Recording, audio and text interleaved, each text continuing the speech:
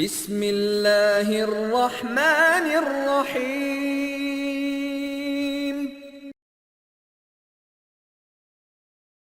গাফিল হওয়ার অন্যতম একটি ক্ষেত্র হচ্ছে নিয়ত করতে আমরা গাফিল হয়ে যাই। নিয়ত করতে গাফিল হয়ে যাই। নিয়ত করতে আল্লাহ রাসূল বলছেন, সহিহুল বুখারী একদম প্রথম হাদিস, ইন্নামাল আমালু বিন্নিয়াত, নিশ্চয়ই সকল আমল নিয়তের মধ্যে নির্ভরশীল, নিয়তের উপরেই নির্ভরশীল।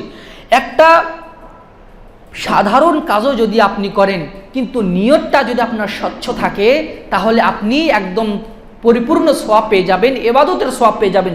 যেমন আপনি আপনার সন্তানের জন্য চকলেট কেনেন, বাবারা চকলেট কেনে না সন্তানের জন্য, বাজারে গেছে বা মার্কেটে গেছে, আসার সময় সন্তানের জন্য চকলেট কিনে নিয়ে আসলেন, ফলমূল কিনে নিয়ে আসলেন বাসার জন্য। অথবা আপনি যখন বাজার করেন, তরকারি কেনেন, সবজি কেনেন, চাল কেনেন, ডাল কেনেন, যাবতীয় বিষয় কেনেন, এটা যদি একটু নিয়তটা যদি একটু ঘুরিয়ে দেই, নিয়তটা যদি একটু চেঞ্জ করে দেই, তাহলে এটাও একটা ইবাদতে পরিণত হয়ে যাবে। কিভাবে? রাসূলুল্লাহ সাল্লাল্লাহু আলাইহি সাল্লাম বলছেন, ইযা আনফাকাল মুসলিমু নাফকাতান আলা আহলিহি, যখন কোনো মুসলিম বান্দা তার পরিবারের জন্য খরচ করে, তার স্ত্রীকে একটা শাড়ি কিনে দিয়েছে, তার স্ত্রীকে গহনা কিনে দিয়েছে, কিন্তু ওহুয়া ইয়াহতাসিবুহা, সে এর মাধ্যমে সওয়াবের আশা করেছে, হে আল্লাহ আমি আমার স্ত্রীকে যে কাপড়টা দিলাম, কিনে দিলাম, এর মাধ্যমে আমি তোমার সন্তুষ্টি চাই।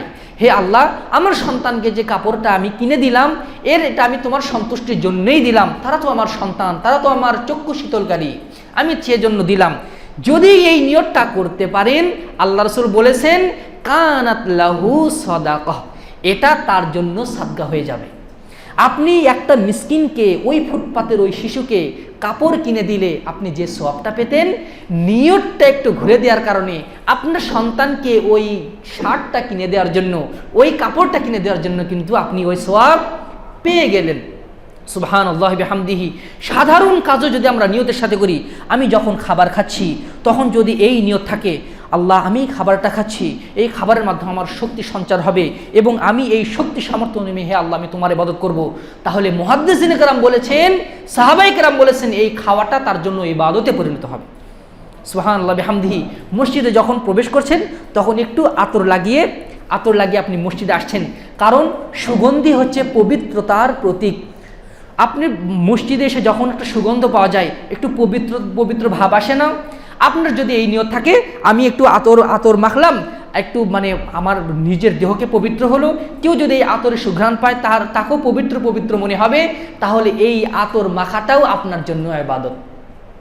দলিল নেবেন, রাসূলুল্লাহ সাল্লাল্লাহু আলাইহি সাল্লামের সাহাবী আবু মুসা আশআরী রাদিয়াল্লাহু আনহুকে একদিন মুআয ইবনে জাবাল রাদিয়াল্লাহু আনহু বলছেন, আচ্ছা আপনি কোরআন তেলাওয়াত করেন কিভাবে? আবু মুসা আশআরী রাদিয়াল্লাহু আনহু বলছেন, আমি দাঁড়িয়ে কোরআন তেলাওয়াত করি, আমি বসে কোরআন তেলাওয়াত করি, আমি শুয়ে কোরআন তেলাওয়াত করি, আমি যখনই সময় পাই আমি তখনই তেলাওয়াত করি। অর্থাৎ তিনি ইবাদতটা অনেক কষ্ট করে নিচ্ছেন। তখন মুআয ইবনে জাবাল রাদিয়াল্লাহু আনহু বললেন যে আমি যখন ইবাদত করি তখন এটা আমি ইবাদত হিসেবে গণ্য করি, যখন আমি অন্য কাজ করি তখন আমি এটা ইবাদত হিসেবে গণ্য করি। যেমন ওয়া আহতাসিবু নাওমি কামা আহতাসিবু কওমি, আমি কিয়াম করা, তাহাজ্জুদ সালাত আদায় করা যেমন পুণ্যের মনে করি, নেকির মনে করি, আমি ঘুম পাড়াটাকেও সেই রকম ইবাদত মনে করি।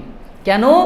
যে আমি যদি প্রশান্তভাবে সুন্দরভাবে ঘুমাই তাহলে আমি একদম প্রফুল্ল চিত্তে আল্লাহর ইবাদত করব, সুতরাং আমি মনে করি এই ঘুমটাও আমার জন্য ইবাদত।